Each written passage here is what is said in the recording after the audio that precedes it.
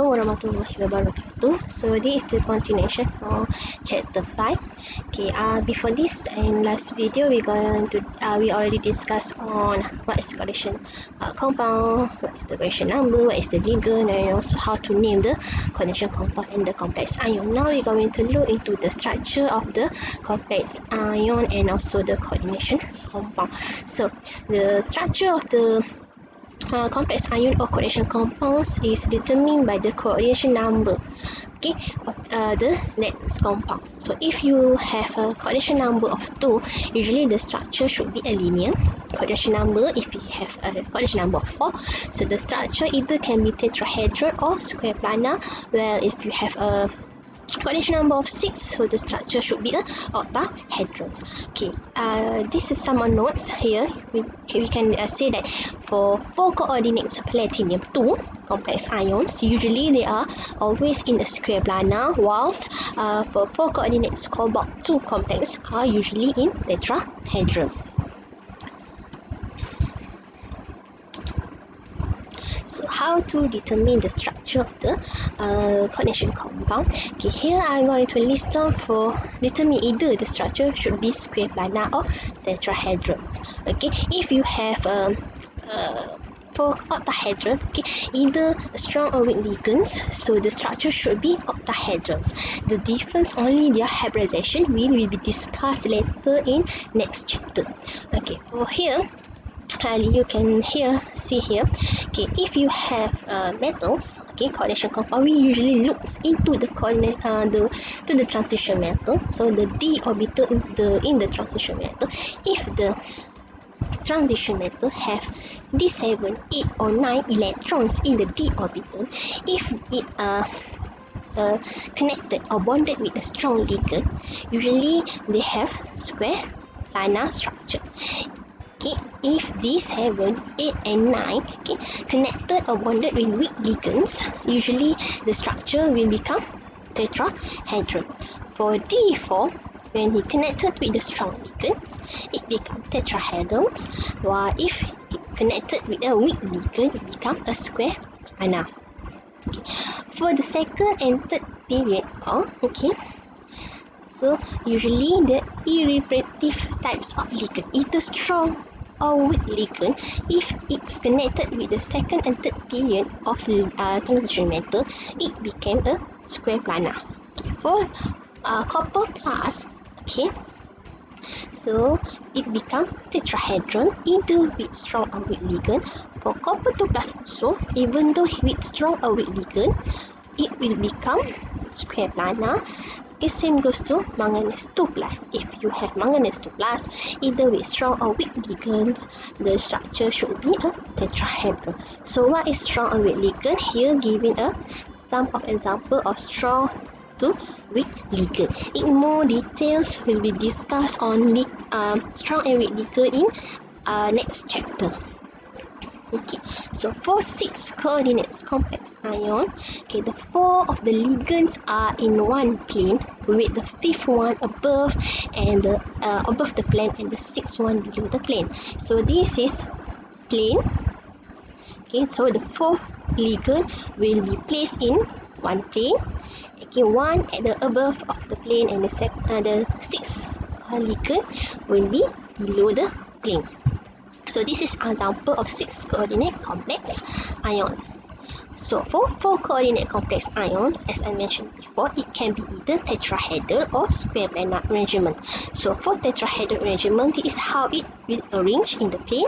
Okay, while for square planar arrangement, okay, mostly for platinum 2, usually always be a square planar arrangement. So this is how it arranged in square planar. Next, after we learned about the structure, next we're going to learn about isomerism. Isomerism means that the compound with the same formula but a difference in atoms arrangements. Okay, there is more than one way to arrange ligands around the central atoms. Okay, we have distinctly different physical and chemical properties. So under isomerism, we have 2 types of isomerism that we will discuss in this chapter, which is structural and also stereoisomer. Under structure, structure means that the compound with different connections between atoms. Under structure, we have another 4 types of structure: isomerism, which is hydrate, ionizations, linkage, and also coordination sphere. For stereoisomer, stereoisomer means that the compound with the same connectivity but difference in the spatial arrangement. So in under stereoisomer, we have geometry and optical. First, we're going to look into structure isomer, and the first one we're going to discuss on hydrate. Under structure isomer hydrate, the coordination compound that have same composition but differ in the number of water molecule present as a ligand. As you can see here, these 2 types of complex have same composition, meaning that they have 6 water and 3 chlorine. 5, 6 water and 1, 2 plus 1, 3 chlorine. The same composition but differ in water molecule. So we focus on water molecule since this is a hydrate structure isomer. As you can see here in this structure, the water ligands, all the 6 water ligands is connected with metal, transition metal or chromium. While for this one, okay, one of the water molecule here is replaced by the chlorine, okay, and one water is replaced here. Okay, that is the difference. Okay, they have same composition but differ in the number of water molecule present as a ligand. Here the water, okay, the number of water as a ligand is 6, but here is only 5. But the composition is sama. Okay, 6 water juga dalam compound ini. Kat sini pun ada 6 juga water. Okay, the second one is ionization. When 2 coordination compound in which 2 different anion switch position between the inner and outer coordination sphere. As you know, the complex ion, they have a counter ion here. Okay, what happens in ionization isomer is that this counter ion, okay, will be changed with the ligands in the complex. Okay, this interchange we call as ionization. Okay, means that in this compound, the bromine become a ligand, sulfate is the counter ion. Okay, this have a same number of compound. Okay, they also have sulfate and bromine. Either that the ligand and the counter ion is exchange their place. So this one we call as a ionization isomer. Next is the linkage. Linkage isomer means that the coordination compound having the same complex ion structure but differ in donor atom attachment. So okay, differ in donor atoms attachment. As you can see here. Okay. So the ligand is NO2-. Okay. So as I mentioned before, for NO2, they have 2 donor atoms, either nitrogen or oxygen. So for this one, the nitrogen acts as a donor atom, and this one, oxygen is act as a donor atom. Okay, these 2 types of complex ions actually the same. The difference is that only for the ligand, for here, the oxygen become the donor atom, while this one is nitrogen become the donor atom. So this type of isomer we call as a linkage isomer. Okay. The difference of donor atom attachment and also the name. Okay, at the table given below. So this one will become nitro. This one is nitrito. So next name you can refer to the table given for the last video. The last one under structural isomer is coordinations.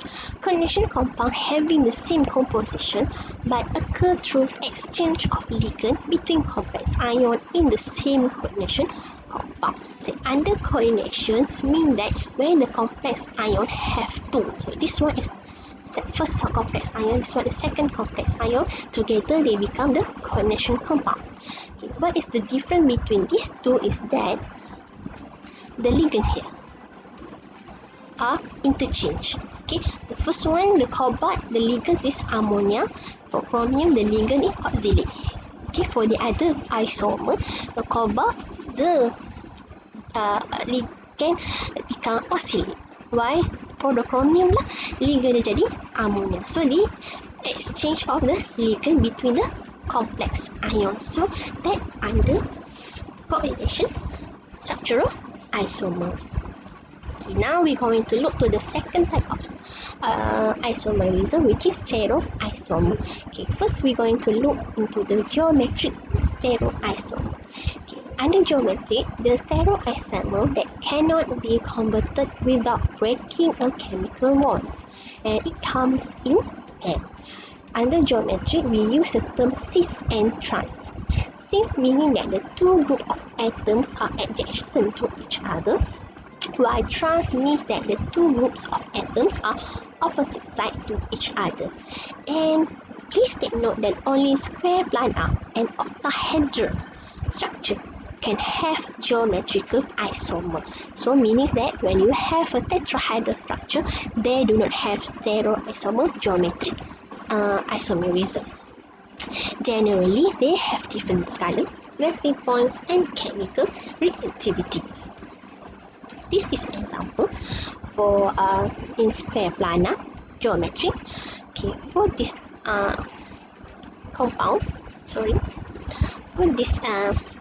complex ions, okay, this is called as cis, since that the ammonia and also the chlorine are adjacent, okay, next to each other, and this is called as trans, since that the ammonia and chlorine are arranged opposite each other. Okay, this is for octahedral, so this is what we call cis, since that the chlorine are next to each other, and here we call as trans, since that the chlorine are opposite each other. Okay, the last one under stereoisomer is optical. It happens when the coordination compound they are mirror image and non-superposable to each other, and of course it comes in pair. For this optical, they have identical physical and chemical properties, and they have a chiral molecule, meaning that they're non-superposable with their mirror image. Optical isomer are possible for both tetrahedral and octahedral complex, but not in a square planar. So please note here. And under stoichiometric stereoisomer optical, only cis isomer can have optical isomer. So these are some of the examples. Okay, for the cis isomer compound here, where you superimpose them, it non-superimpose. So means that they have optical isomer. But for trans isomer, they are superimposed. So this compound is actually not have a optical isomer. Okay, here is non-superimposed, meaning that they have optical. So this one is not optical, and this one is also the cis isomer is non-superimposed, means that they have optical isomer, and this one they have not have optical isomer. So what is meaning by superimposed? It seems as you look into yourself into the mirror. When you raise your right hand, when you see in the mirror, you see that your person, then again your other person in the mirror raise your left hand. But if you just superimpose, bila you cuba terbalikkan diri awak untuk samakan diri awak dengan orang yang dalam cermin itu, so you dapat you angkat tangan kanan, tapi orang kat dalam cermin tu dia angkat tangan kiri. That means is the non-superimpose. Okay, sama juga bila you tengok tangan awak, okay, tapak tangan bertemu, so dia adalah mirror image. Tapi bila you nak superimpose you punya tangan, so bila you pusing you punya tangan, contohnya you tangan kiri you stay, you tangan kanan you cuba pusing untuk superimpose, so dia punya tak sama. So that is we call as a non-superimpose, so it is optical isomerism. Okay, so that's all for chapter 5. If you have any problem regarding on chapter 5, please do the tutorial or ask me directly. Thank you.